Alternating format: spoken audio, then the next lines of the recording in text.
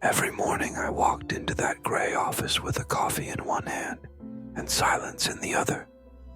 No one really noticed me, and honestly, I preferred it that way. It felt safer not to speak up, not to be judged.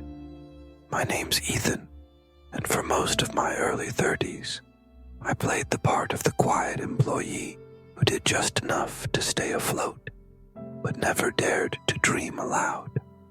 My desk was tucked away near the corner window. That window overlooked a street bustling with ambition, food trucks, entrepreneurs pitching their ideas at sidewalk cafes, people who, in my eyes, had already figured out the courage thing. I'd watch them during lunch, wondering how they pushed through the noise of doubt and kept going. Then I'd turn back to my screen, working on reports that didn't matter much to me, hiding behind tasks that required no risk. I had ideas, plenty of them. A concept for a small creative consultancy that helped local businesses with branding.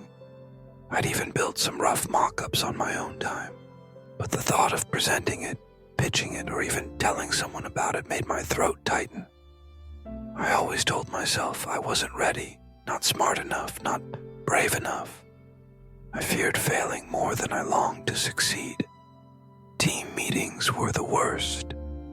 I'd sit there with thoughts bubbling in my mind, better ideas than some of the ones spoken aloud. But I just couldn't bring myself to share. What if they laughed? What if someone picked it apart? Or worse, ignored it entirely? So I stayed silent, nodding in agreement with whatever was said, taking notes no one asked me to. The few times I spoke up, my voice trembled. I hated that feeling, the way people's eyes turned toward me, expecting confidence and getting awkward pauses instead. My manager once asked why I never took the lead on projects. I just shrugged and said I liked supporting roles. The truth, I didn't believe I had what it took to be at the front of anything. I remember walking home one evening, the city lights blinking above me and thinking, is this it? Am I going to stay in the shadows forever while life passes by outside that office window? There's a kind of quiet pain in wanting more but not believing you deserve it. It grows slowly, quietly, and before you know it, it becomes your entire world. That was me, trapped not by circumstance, but by fear I built myself. The shift began with a man named Mr. Collins. He was a retired entrepreneur our company brought in as a guest consultant. He wasn't flashy, didn't walk around demanding attention, but there was something about him. Maybe the way he listened fully when someone spoke, or how his words were slow, deliberate, like every sentence had been marinated in experience. He visited our department during one of our Thursday meetings. I wasn't expecting much. Probably another successful guy here to tell us how we're doing everything wrong. But Mr. Collins didn't start with charts or stats. He started with a story, his own. He spoke about failing 3 businesses before he found one that worked, about crying in his car after a client humiliated him, about almost giving up when he was my age. Something in me cracked. He wasn't the superhero I imagined successful people to be. He was real, scarred, flawed, and still standing. After the meeting, he hung back, chatting with a few employees. I stayed seated, pretending to take notes, but really just avoiding the hallway rush. When the room emptied, he looked at me and asked, "What do you think about all this?" I hesitated, then muttered, "I've had ideas, just never been the right time, I guess." He smiled, not the patronizing kind, but one that felt like a warm invitation. It's never the right time, but the wrong time with the right effort. That's how most things begin. That line clung to me. Over the next few weeks, he made a point of stopping by my desk. Sometimes he'd ask how I was doing. Other times he'd drop little questions that felt like puzzles. If no one saw your failure, would it still scare you? Or, what's the smallest version of your dream you can do today? At first, I brushed it off. But something started shifting. One afternoon, I printed out my business concept. I didn't show it to anyone. I just looked at it, held it. That was the first step. The next day, I asked to present a short idea in the meeting. My heart pounded so loud I could barely hear myself speak, but I did it, and people listened. Mr. Collins didn't clap or congratulate me. He just gave me a knowing nod, like he understood the war that had just taken place inside my chest. It wasn't some grand Hollywood moment.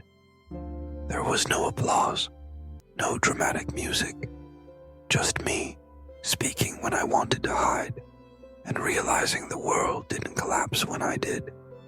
That was the beginning of everything. From that small moment forward, something inside me began to breathe. It wasn't like I transformed overnight into this confident leader. No, it was more like lighting a candle in a long, dark room. The flame was fragile, flickering, but it gave me enough light to take the next step. I began volunteering for small tasks during meetings, things I'd normally avoid. I shared more of my ideas, even when my hands trembled beneath the table. And with each word spoken, each suggestion offered, I discovered that I wasn't invisible. I had simply been hiding. Mr. Collins eventually left the company, but not before we had one final conversation. I thanked him, not with some grand gesture, but just an honest moment.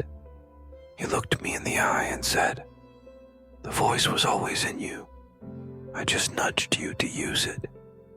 Those words stayed with me. I started building my dream outside the office.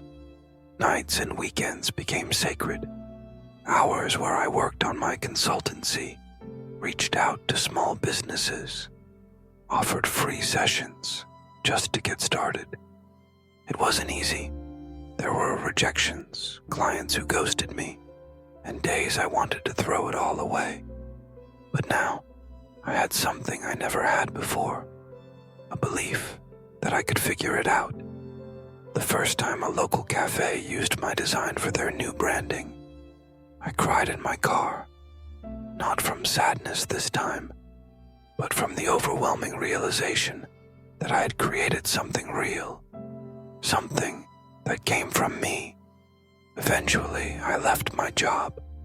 I didn't slam doors or make a scene.